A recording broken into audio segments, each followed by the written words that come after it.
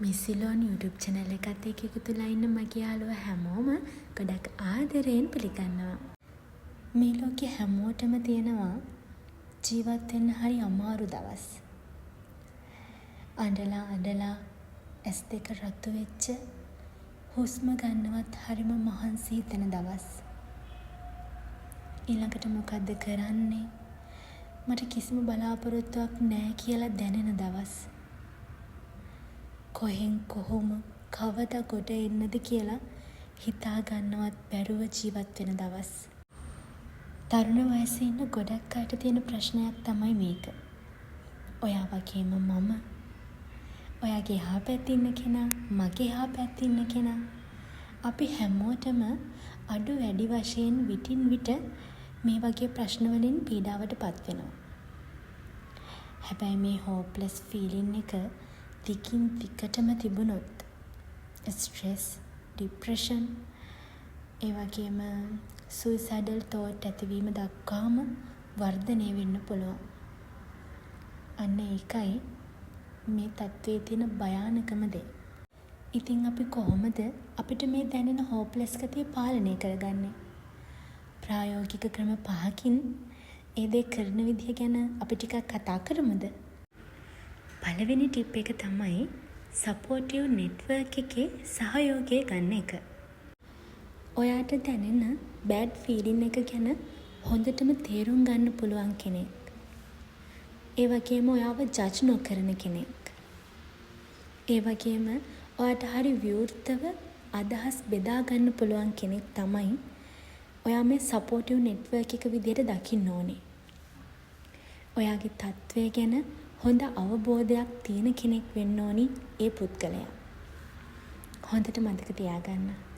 එක හොඳ කතා බහකට පුළුවන් ඔයාගේ මුළු හදවතම සැහැල්ලු කරන්න. ඊළඟ ටිප් එක තමයි safeguard energy. මේ කියන්නේ ඔයාගේ ශක්තිය පරිස්සම් කරගන්න කියලා. අනවශ්‍ය වාද විවාද, ඔයාගේ මනස අවුල් කරන සම්බන්ධතා, ඔයාට වෙහෙසක් ගෙන දෙන මිනිස්සු, මේ හැම දෙයකින්ම ටිකක් ඈත් වෙන්න. ඒ වෙනුවට self care ගැන වෙහෙසෙන්න. කනස්සලු බව නැති කරගෙන කරන වැඩවලට හිත ફોකස් කරගන්න, ශක්තිය ඉතිරි කරගන්න. ඔයා මොකක්ම හරි දෙයක් ගැන අඬන ඉන්නේ, අඬන්න යන ශක්තිය අපරාධ නේද? ඒ ශක්තියෙන් ඔයා අලුත් දෙයක් ගැන හිතන්න. ක්‍රියේටිව් දෙයක් ගැන හිතන්න. බෑකප් ප්ලෑන් එකක් තියාගන්න එකත් හොඳම ටිප් එකක්. මම මීට කලින් වීඩියෝ එකකත් කියලා තියෙනවා අපි යථාර්ථවාදී වෙන්න ඕනි කියලා. ඒ කියන්නේ අපි හිතන විදිහට හැමදේම සිද්ධ වෙන්නේ නැහනේ. ඉතින් ඔයා හිතන ප්ලෑන්ස් ඒ විදිහටම සිද්ධ වෙන්නේ නැති වුනහම ජීවිතේ කඩාගෙන වැටෙන්න තියෙන ඉඩකඩ හොඳටම වැඩි. එකම එක ඔප්ෂන් එකක් මැත්තේම ඔයා නැහිලා හදිසියෙවත් ඒක හරි කියේ නැත්නම් ඔයාගේ ඔක්කොම බලාපොරොත්තු නැති වෙලා යනව නේද? ඒ නිසා නිතරම බෑකප් ප්ලෑන් එකක් ඔළුවේ තියාගන්න ඕනි. මම නම් කැමතිම ටිප් එක තමයි ග්‍රැටිටියුඩ් වීම. ග්‍රැටිටියුඩ් වෙනවා කියලා කියන්නේ ස්තුතිවන්ත වීම. මේ ජීවිතේ වැඩක් නැහැ කියලා හිතනව වෙනුවට ඔයා ලැබපු මේ ජීවිතය අගය කරන එකට.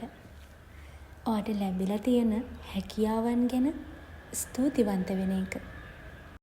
නැති වුණ බලාපොරොත්තු වලට ආය පණ දීලා මලක් පිපෙනවා වගේ ලස්සනට පිපෙන්න. ඔයාගේ ලස්සන ඔයා මුළු හදවතින්ම විඳින්න. සතුටු වෙන්න. තවත් ලස්සන මෙතඩ් එකක් තමයි මේක. ඔයාගේ ජීවිතයේ මෙතෙක් ලබාගත්තු ජයග්‍රහණ ගැන, ඔයාගේ ජීවිතේ ඔයා ගත කරපු සුන්දර දවස් ගැන, ලස්සන මොහොතවල් ගැන එකින් එක හැම මොහොතකම මතක් කරන එක. ආයේ ඒ සතුටු දවස් වලට ගිහිල්ලා ඒ හැඟීම මුළු හදවතින්ම විඳින එක. මේක හරි ලස්සන දෙයක්. මේ සිලෝන් එකේ එකතු වෙලා ඉන්න. තවත් මේ වගේ ලස්සන දේවල් මම ඔයාලට අරගෙන එනවා. එහෙනම් subscribe කරගෙනම යන්න. bye bye.